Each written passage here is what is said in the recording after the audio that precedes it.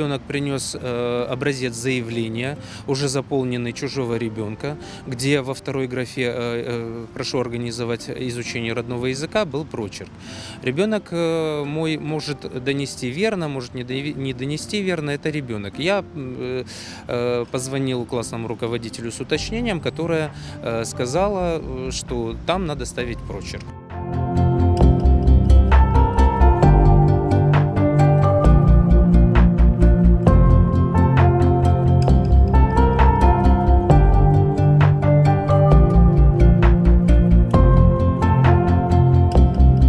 Представлен моему ребенку, опять-таки через ребенка, формулярчик, где внеурочные были занятия. Надо было выбрать.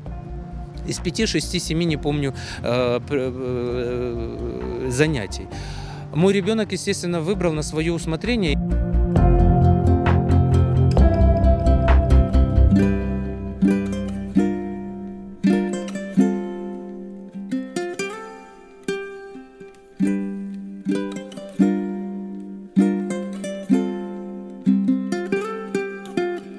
И таким образом, якобы мы себя сами же лишили изучения родного языка. Извините, это не ли факт налицо нарушение, да это грубое нарушение, за которое надо нести ответственность. И я призываю, чтобы сейчас немедленно обратили на это внимание вышестоящие органы, никаких других формулярчиков, никакого аннулирования одного заявления другим, никаких подстав.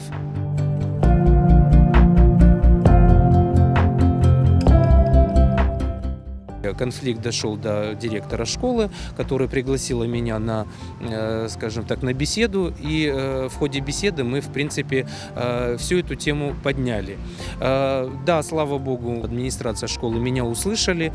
Они признали за собой такую, ну, не вину, а факт нарушений. Хочу подчеркнуть, что никакого, согласно нового закона, факультатива быть не должно. Тем более, что в нашем классе параллельно из 3 групп было на этот год подано 8 заявлений. 8 заявлений на изучение родного языка. Почему наш родной язык по 6 классу не изучается как предмет? Почему он факультативно?